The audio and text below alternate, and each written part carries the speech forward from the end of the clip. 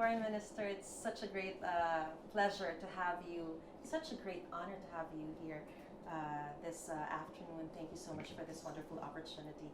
First of all, how are you enjoying your stay here in the Philippines? This is your first time to be here in the Philippines? No, it's not my first time. Okay. I had a chance to visit previously in the private capacity, but as a minister, yes, it's the first time. And actually, it is the first time that foreign minister from Lithuania visits Philippines in our since we've established diplomatic relations in 33 years. It's a big day.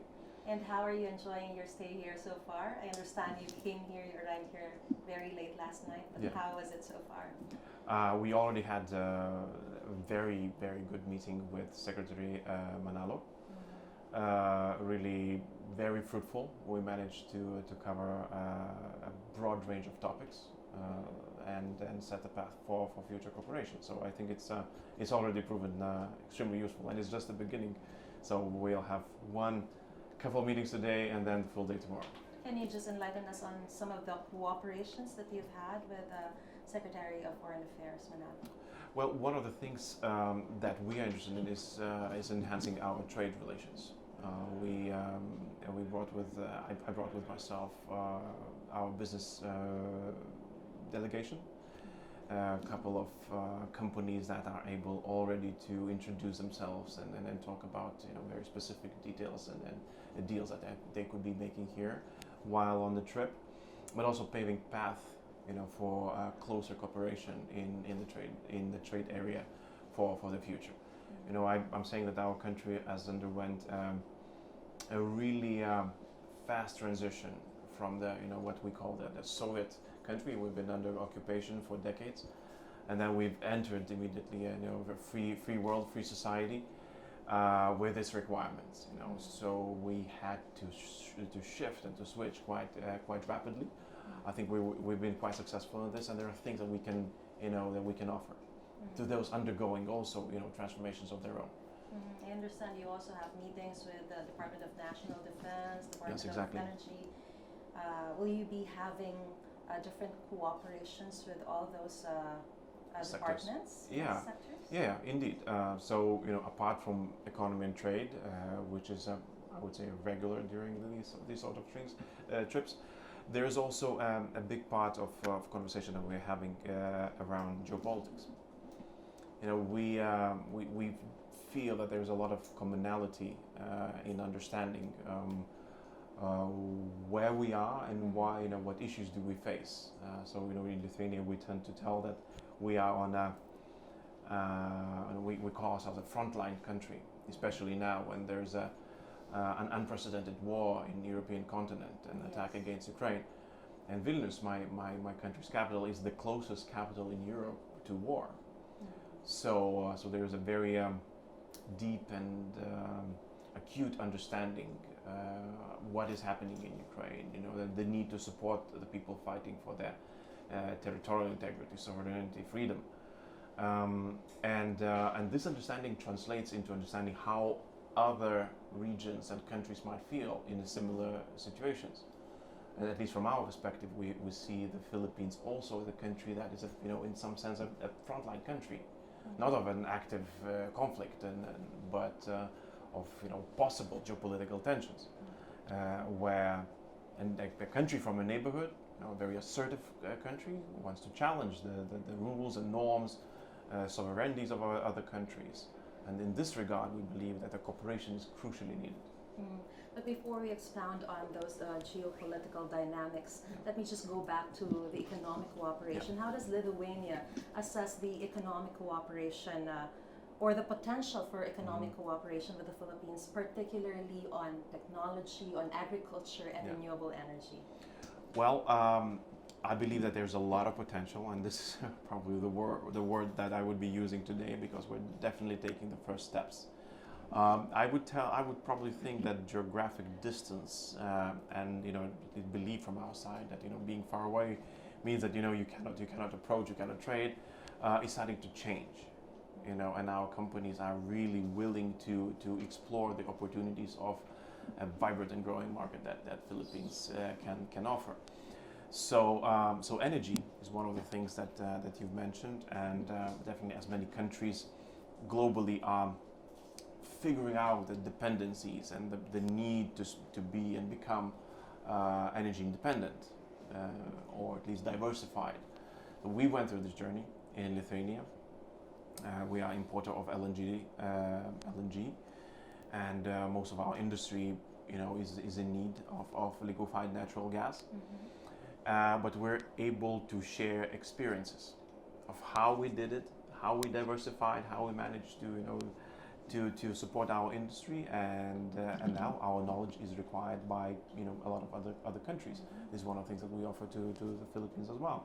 When it comes to green energy, also, as many countries in Europe or globally, we are undergoing transition. Right, so from fossil fuels, the idea is that until 2050, Lithuania would be completely free of fossil fuels, and that we would be able to sustain the economy needs, the people's needs, the business needs, just by producing green energy. And you see a lot of potential here in the Philippines Of course. doing that. Of course, definitely. I mean, we're not a rich country, in Lithuania. So we need efficiency, we need smart decisions, we need new technologies, to compensate for the things that we sometimes lack. And then when we find solution, usually it could be implemented in other countries as well. How many years did you have to do that? Well, not too many. We gained independence in 1990, so this year we're celebrating 34th anniversary of our independence for a free country. Congratulations for that. Thank you. With regards to geopolitical dynamics, what do you think about the geopolitical dynamics in the South China Sea today, particularly the role of the Philippines in the region? Well, the tendencies are increasingly worrying, and this is what what was one of the very important, I wouldn't say main, but among the most important topics that we've covered during the conversation. I'm sure that it will continue throughout the trip. We do feel that the tension is rising. We do appreciate the steps that the government of Philippines is taking in order to calm down these tensions, and diplomatic efforts as well. I think that they are very important and timely. But then again, I mean, we're seeing that that the other side is not always keen on de-escalating. It looks like quite the opposite. And again, what I've said earlier, that the feeling is that there might be a connection.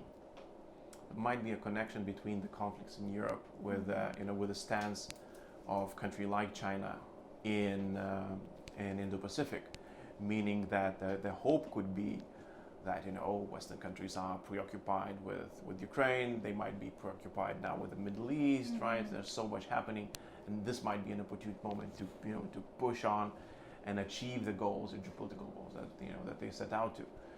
So, exactly at this time, we need to show that we are cooperating, even though yes, Ukraine takes a lot of attention.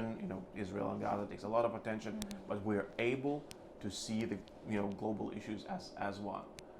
And this is, at least from my side, this is probably the main message that I'm bringing with myself here to Manila. Let me just expound on that. Why do you say that it is worrying, considering the fact that you are very far from the Philippines? And can you just expound on how Lithuania is viewing the South China Sea issue? You mentioned that it is increasing, the tension has been increasing.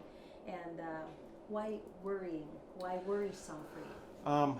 Well, any escalation is worrying. No matter where it is happening, right? Because there are rules and obligations that bound us, right? When it comes to the agreements and the conventions that we signed up to, such as UNCLOS. And if there is a country that is keen on disregarding those regulations, that disregarding the arbitrage decisions, we tend to believe that this is deteriorating the order that we all depend on, and especially small countries like mine. Because when Lithuania, 2.8 million people, if what do we depend on? Yes, we have an army, we're part of NATO and the European Union. These are very strong alliances that we know that support us. But in many cases, The main thing that does support us is international law. That the country boundaries are invaluable. That nobody can infringe on a country's sovereignty. Nobody can force you to do things that are against international law. And this is, and when we see certain events happening in South China Sea, I believe that it can be applied elsewhere as well. So that's, a more broader perspective. When it comes to very specific things, war against Ukraine, Russia's war against Ukraine has affected Philippines as well. Even though you are geographically far away, even though it might look as it's, European issue. From a very practical perspective, from food security, from so many other things, it has affected you.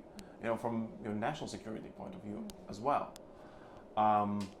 So we have to send this message that if your security is affected here, if international norms are affected here, it will affect Europe as well. There's no other way that we can imagine us as being not affected by whatever is happening, and from very practical reasons. So much trade, global trade, goes through the straits, the same South China Sea that's just north of where we're sitting, and it would definitely affect Europe. So we have to show solidarity when it matters, or where it matters. You are saying that you can relate very much with the situation of the Philippines. Of course, exactly. Yeah. So this is, and probably in a nutshell, apart from the practical conversations that we're having, it's the main message is solidarity. Solidarity.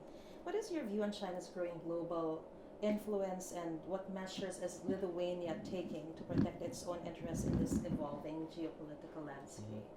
Well, some of the interests could be understandable. I mean, if it's fair game, where nobody should be worried. Unfortunately, not everything that China is doing is fair game, and we've seen how it works and how countries are affected. Lithuania has faced a very, I would say, brutal case of economic coercion when Lithuania established a non-diplomatic ties with Taiwan. China took a decision to cut economic ties with us. As in a case that similar cases have happened in the past, with Philippines, with Norway, with Australia. It was not the first time, but the strength of their response was unprecedented. Completely going from normal trade relations to zero. In order for us to change our posture, in order to change our foreign policy decision, basically affecting our sovereignty. So this is worrying. And we're seeing that China also using trade and economy as an instrument, as in some cases even weaponizing it, to force countries to behave in a different manner. And it is a dangerous trajectory. We managed to withstand it with support of so many countries globally. First of all, EU and United States, so supporting us when it mattered. We still have EU has still a WTO case open against Chinese actions against Lithuania. So there are measures that we have to use and implement in order to push back on those unfair practices. And what are those practices, you mean? Those or measures? Measures that you're taking to show your protest against this unfair game. Well, first of all, I think that the main thing is to stand your ground. It's a principle of sovereignty.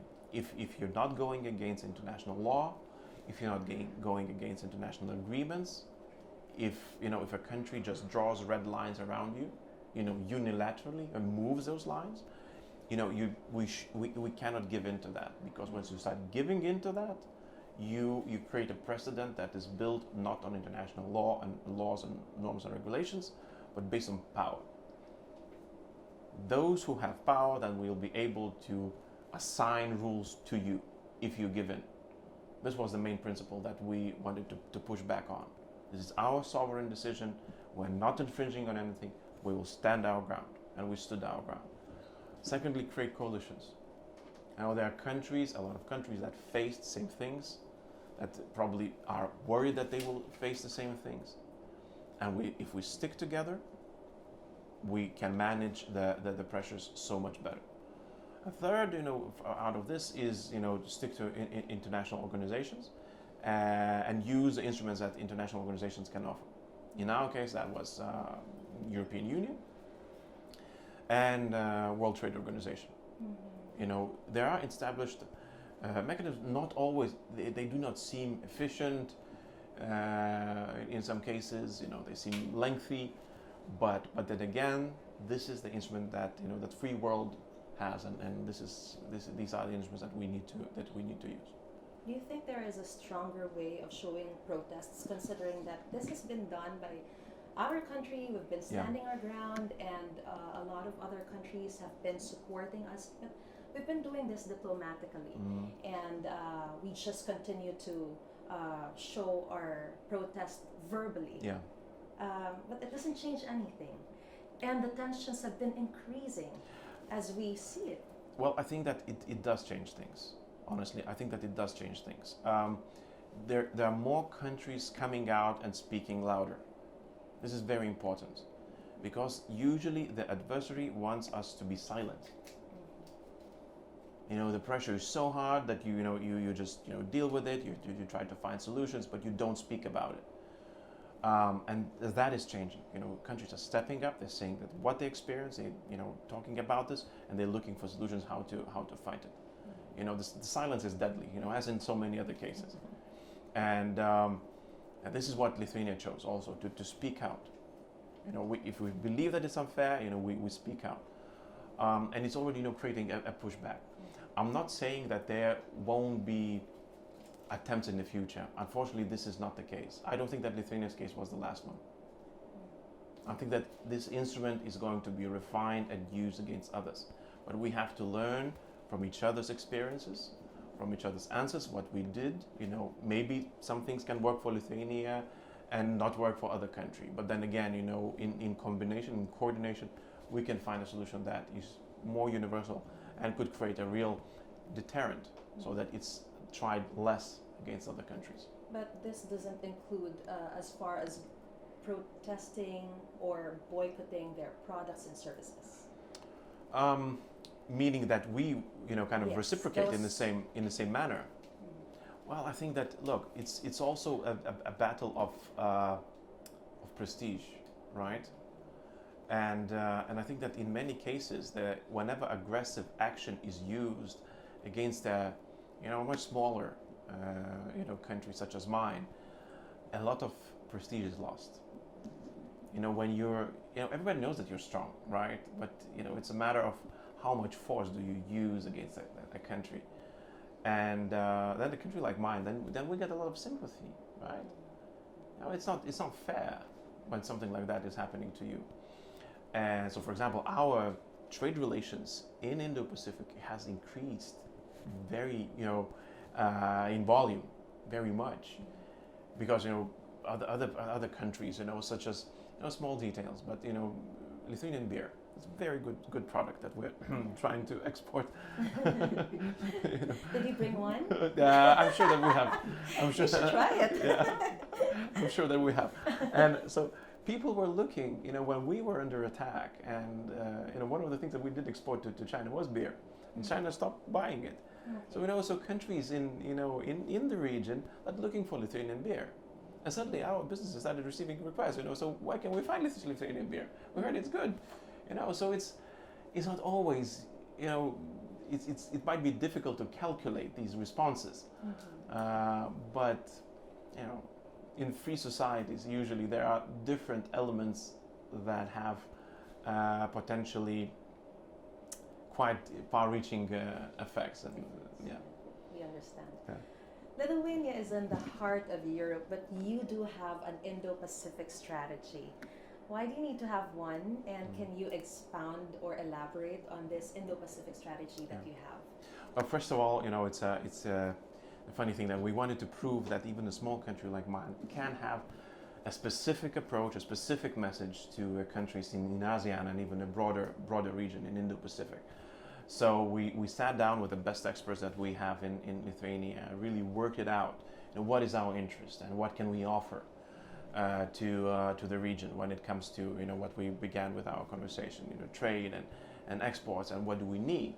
Because in many cases, we do need supply chains. Our businesses and manufacturers need things that are only produced in this region, but also have a very strong element of geopolitics. This is what as well we covered. So I've been doing quite a lot of traveling in the region, reaching out to governments and ministers, and kind of trying to bridge the gaps of understanding and messaging, and kind of to show that there's a way more possibility of understanding each other better, because we base our lives on common values. So I would say that this was in the heart of the strategy. Now we go to the war in Ukraine. You've already touched this a bit a while ago, but how does Lithuania perceive Russia's war against Ukraine, and how do you see this war impacting the global peace and stability? Well, definitely this is a major war, probably the biggest conflict after the Second World War in European continent. With the continent that we considered a peace continent, that was united by European Union and its partnerships, NATO and whatnot, a continent of stability. Unfortunately, it's also not so longer anymore. We stand with Ukraine from even before the war started. We were supporting them militarily, training their soldiers, preparing them for the eventuality of the war, because in our minds, we believe that they are fighting for our own security as well, not just for their country, but for ours as well. If Russia is not stopped in Ukraine, our biggest fear is that it might continue, because the way that we see Russia is that they are rebuilding their empire. The colonial empire that we thought are long gone, they are no longer there. In their mindset, they're still in this colonial age, and we've been their colony. We regained our independence, transformed our country. We talked about this, but they cannot let go. They cannot let go. And now one of the first victims is Ukraine. Therefore, it's so important now to stand with them. It's so important to support them, because the context is way wider than just their territory. And therefore, we're grateful for Philippines' stance in United Nations, consistently supporting the rules-based world order, especially when it comes to Ukraine. But how else are you helping Ukraine, especially that you were once part of the Soviet Socialist Republic? Well, apart from that, there's a lot of brotherhood, I would say, among our people. Lithuania, per capita, is among the top donors of support to Ukraine, and it goes both for government support, but also public support. If in government we cannot find a solution, how to support it, currently, people do pool up the resources. You would see TV shows that are, gathering money and buying equipment and sending it to Ukraine. So it's a real national effort. And honestly, it's not just my country. It's other Baltic countries as well: Latvia, Estonia, Poland, doing similar things. People are really feel very strongly about this. And what more can the rest of the world do to resolve the aggression of Russia against Ukraine? Well, put pressure. The Philippines, particularly. Yeah, Philippines have taken very important steps. Really, sided, as chose the right side of history. At least from our perspective. So this is really, truly valued and appreciated. What else can be done? So it's put pressure on Russia. So we're not letting this go. They would want to normalize this. Like, it's unavoidable. Nothing can be changed. Kind of just let it go. We cannot let it go. It has to be told that we will. We are there to stay. right? Until Ukraine reclaims its lands. It might take a while, but we are here to stay. That's the one thing.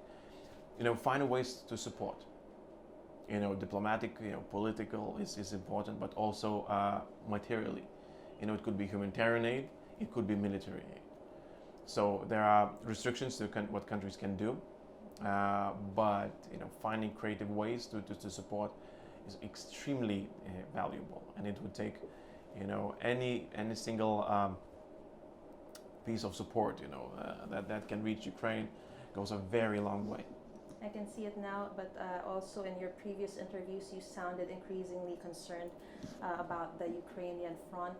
What needs to change to increase the likelihood of Ukraine's victory and eventual peace in that particular area? Well, the main thing that is needed is support with weapons. Honestly, the way that we see the situation is that the war that has been started with weapons, it has to be won with weapons. Unfortunately, that's the way. There are proposals and ideas. Okay, let's talk. I mean, it's very difficult to talk when there is a rifle pointed at your head. I mean, you can try to talk, but I mean, you would just, it's very clear how you will end up. So, why Ukrainian state survives until now is because they fought back. How can it win? By fighting back. And how can we support? Is by giving them weapons. And therefore, we cheer so much by the decision made in Congress just a couple of days ago and today in the Senate, to sign off the bill, 3 bills of foreign aid support to Taiwan, to Israel, and to Ukraine. Now it is tremendously needed. The question is whether that will be sufficient.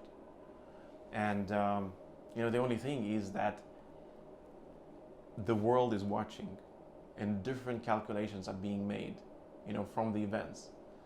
And I'm sure that China is also, making their own calculations.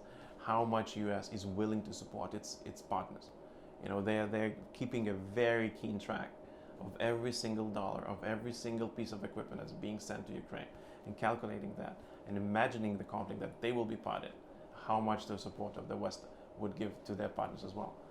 So it is now in all of our interests to support Ukraine, I'm sure. And speaking of fighting back, how much should the Philippines fight back in the issue with China? Well, I think that you're taking the right steps, honestly. I mean, it would be difficult for me to advise. I mean, the government has been in the process for a very long time, right? It didn't start yesterday. What we see now is the escalation. And I have full confidence that that the steps that are being taken by Philippines government are the right ones. De-escalate where you can, but stand your ground. Firmly and clearly, and offer as well. A lot of transparency in the process. Build partnerships. It's just a smart way to go. But how can the Philippines leverage its geographical position in the region amidst this expansionism by China? Look, I can tell you what we are doing. I'm not sure whether that's a example, but coming from a northern part of Europe, even small country like mine, grow as strong teeth as you can. Okay. Are there any employment opportunities for Filipinos in Lithuania right now? I'm sure there are. Like what sectors? Well, many sectors. I mean, we've enjoyed a growing economy for decades now, and that means that there is a requirement, to have people who are willing to work, and are offered, competitive salaries. So Lithuania is a good place to work. Right now, are there any available jobs for Filipinos? I'm sure there are. Will it be easy to get visas? Well, I mean, look, there are rules, obviously, Okay. and so I wouldn't say it's easy, as in you just walk in. There are companies that need specific people with specific knowledge, with specific education, and stuff like that. But I mean, if the arrangement is fine between the company and the person willing to work, I'm sure that there's a way to do it. Specifically for healthcare or for Healthcare, engineering, manufacturing, building sector. I mean, it's as always, but you have to imagine. I mean, Lithuania is a small country, so we do get overwhelmed quite easily. Okay, and as a parting message, what message would you like to impart or to convey to the Filipinos in your visit right now? Well, first of all, thank you for your principled stance in so many issues that are also close to our hearts. And as I've said during our conversation, that we do reciprocate. When we feel support for our cases, we also show support for your struggles. Do we expect the Prime Minister of Lithuania to visit the Philippines anytime soon, or inviting the Philippine President to go visit your country? Well, the invitation is obviously extended to the Minister, to the Foreign Secretary, and to the President. That goes without saying. Mm-hmm. And I hope that we'll have a lot of meetings now, since our relations started to pick up. Thank you so much, sir, for this wonderful opportunity to Thank you so speak much. with you and to learn a lot from your Thank you so much. insights. Thank you.